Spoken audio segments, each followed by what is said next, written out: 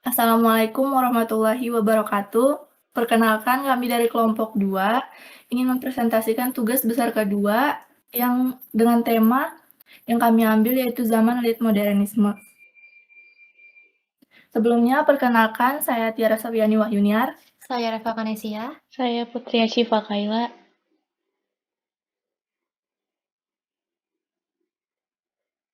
Lanjut untuk Late Modernisme.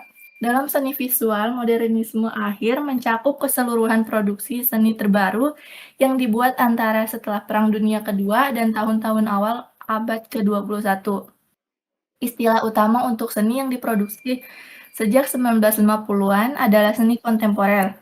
Gerakan radikal dalam modernisme, seni modern, dan tren radikal yang dianggap berpengaruh dan berpotensi sebagai pendahulu modernisme akhir dan postmodernisme muncul di sekitar Perang Dunia Pertama dan khususnya setelahnya. Gaya arsitektural yang lahir pada masa ini adalah fase transisi yang lahir sebagai respon kritis terhadap kejenuhan gaya modern awal yang terlalu kaku. Gaya ini tetap mempertahankan rasionalitas dan fungsionalisme dengan mengekspos detail konstruksi, namun dengan eksperimen bentuk, teknologi mutakhir, dan rekayasa struktur yang jauh lebih rumit dan dramatis. Beberapa hal yang dihindari ialah geometris yang berlebihan, penggunaan ornamen klasik, warna bold, dan material lawas. Untuk beberapa hal yang dilakukan adalah penggunaan geometris distorsif, warna monoton sebagai aksen, gaya ekspos struktur, dan penggunaan material modern. Lanjut untuk tokoh pertama yang kita ambil di zaman ini ada Norman Foster. Beliau lahir di Manchester pada tahun 1935.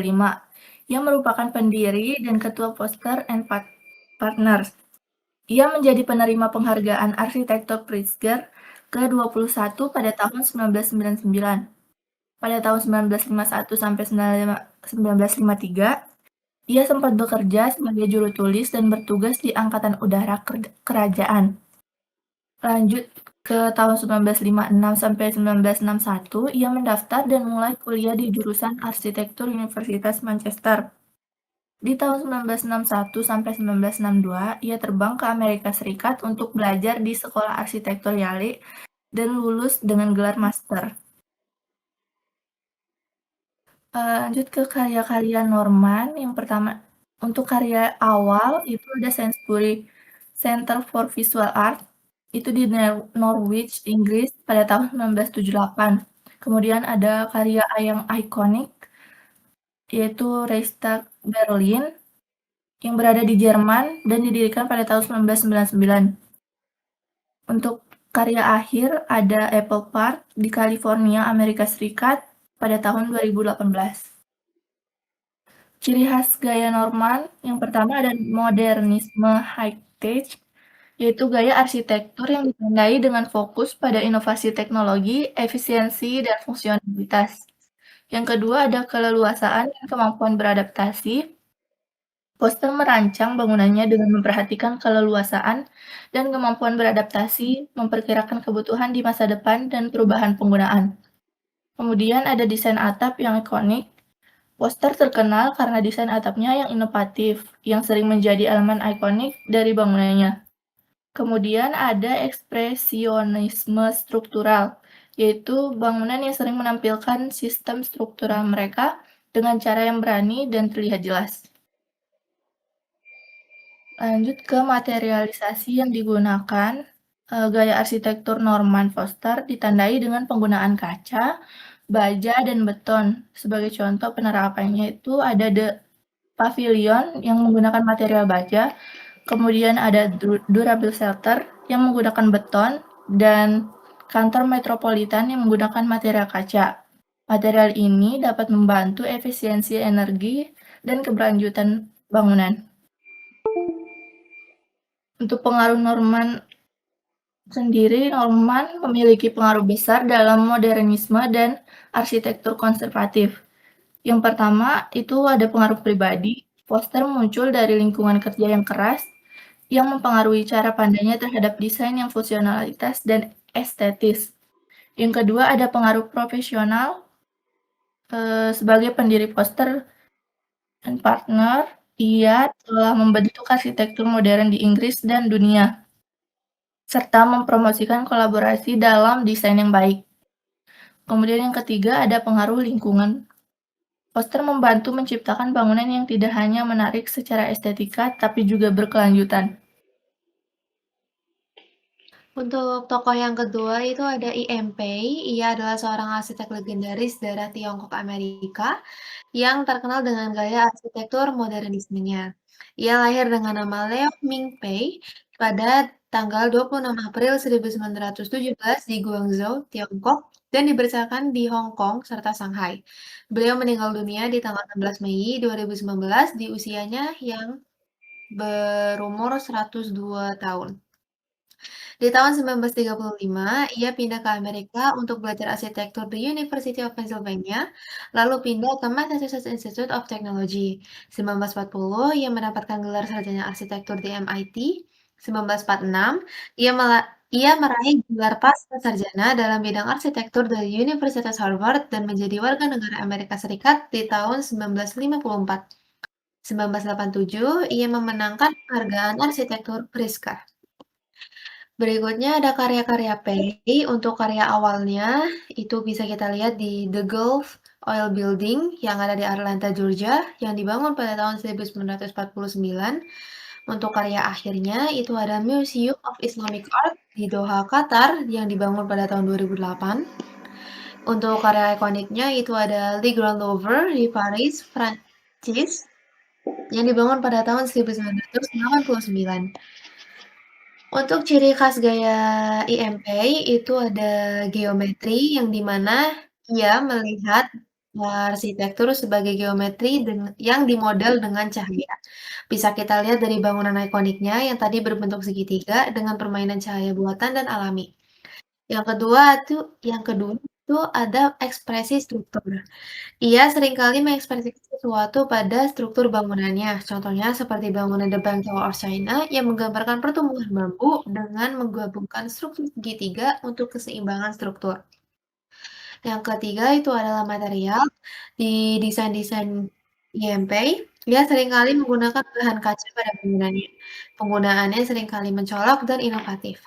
Yang keempat itu ada integrasi budaya.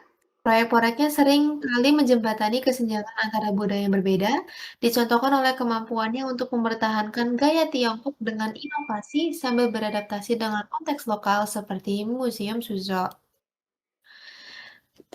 Yang selanjutnya itu ada materialisasi. Untuk material yang sering digunakan oleh IMP itu ada kaca, beton, baja, dan batu, yang dimana komponen utamanya adalah kaca.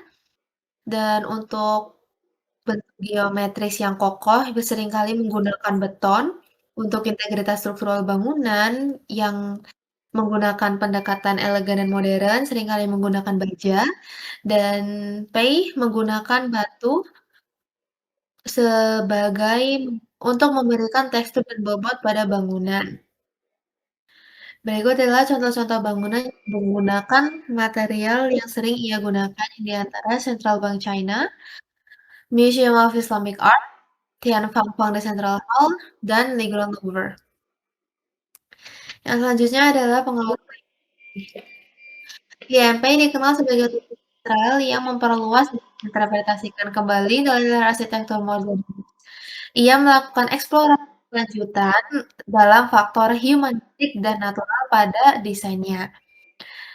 Karya-karya Pei menunjukkan upaya sadar untuk menyatukan teknologi dengan seni arsitektur. Ia berpegang teguh pada prinsip fusionalisme "less is more", namun tetap menghormati keunikan lokalitas dan kondisi lingkungan tempat bangunan tersebut berdiri. Inti dari pemikiran arsitektur Pei adalah kesederhanaan dan kedekatan dengan alam. Ia menganggap manusia dan cahaya sebagai dua elemen paling esensial dalam karyanya agar membuat bangunan seolah-olah hidup. Selanjutnya sini ada arsitek yang ketiga, itu Kenzo Tange. Jadi sini Kenzo adalah salah satu arsitek Jepang yang paling dihormati sebagai guru, penulis, arsitek, atau perancang kota. Ia dihormati bukan hanya karena karyanya sendiri, tetapi karena pengaruhnya terhadap arsitek muda. Ia lahir di Osaka, Jepang pada tahun 1913 dan dibesarkan di kota kecil Imabari, Pulau Shikoku. Meskipun menjadi arsitek adalah impiannya dari kecil, itu adalah impiannya paling liar karena dia melihat karya-karya dari Le Corbusier. Pada tahun 1935, ia menjadi mahasiswa di Departemen Arsitektur Universitas Tokyo. Lalu, di 1946, ia menjadi asisten profesor di Universitas Tokyo dan mendirikan laboratorium Tange. Lalu, di 1987, ia memenangkan penghargaan arsitek Pritzker. Selanjutnya, lalu di sini ada beberapa karya-karya dari Kenzo, yaitu ada karya pertamanya yaitu Hiroshima Peace Memorial Park and Museum, di mana terletak di kota Hiroshima, Jepang, dan dibangun pada tahun 1949. Lalu di karya terakhirnya itu ada Fuji Television Head Square, di mana terletak di Odaiba, Tokyo tahun 1996, dan paling ikonik Yoyogi National Gymnasium pada tahun 1964 Tokyo. Selanjutnya, di sini ada beberapa ciri khas dari gaya yang digunakan Kenzo, yaitu monumental modernism Jepang, yaitu perpaduan antar modernisme Barat dan tradisi Jepang.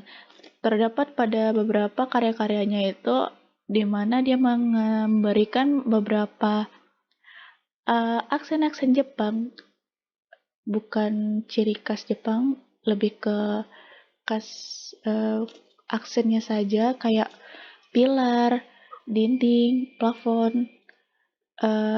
Bisa dilihat pada karyanya di Hiroshima Peace Memorial Museum.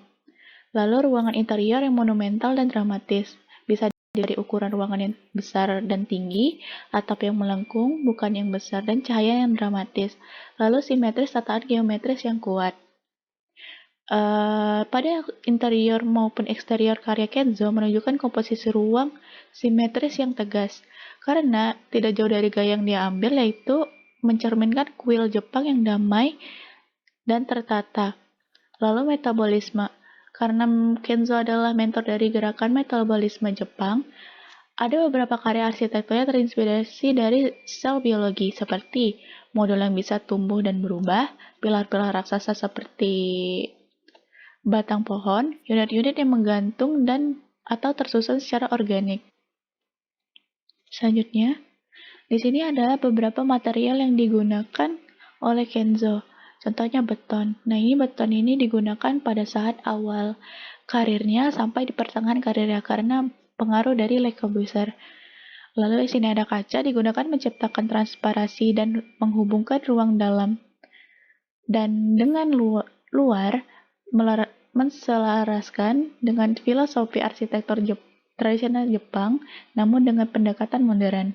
Lalu ada baja, dengan menggunakan baja secara ekstensif untuk mencapai inovasi struktural berskala besar dan merespon kebutuhan kota masa depan. Selanjutnya, di sini ada beberapa pengaruh dari Kenzo, yaitu sebagai pelopor konsep metabolisme dan megastruktur. Di sini contohnya itu kayak si Kenzo ini menciptakan sebuah bangunan di mana inti dari bangunan itu menjadi bangunan yang permanen, sedangkan beberapa ruangan itu dapat ditambah maupun dibongkar. Ini tuh mengambil metabolisme dari bertumbuh kembang. Lalu ekspresionisme struktural yang dramatis. Pada saat itu, Kenzo menciptakan konsep di mana struktur bangunan tidak hanya kotak-kotak, namun kita bisa mengubah struktur-struktur pada bangunan itu menjadi lebih berani, sehingga menciptakan elemen estetika yang dominan pada bangunan tersebut. Lalu yang terakhir, sosial dan identitas budaya. Dengan berhasil merumuskan sintesis antara modernisme barat dengan tradisi timur. Ia tidak menempelkan ornamen tradisional, secara harfiah, melainkan mengambil karakteristik ruangan dan proporsi arsitektur kayu tradisional Jepang. Next. Nah, sekian dari kelompok kami. Apabila ada salah kata, mohon dimaafkan. Assalamualaikum warahmatullahi wabarakatuh.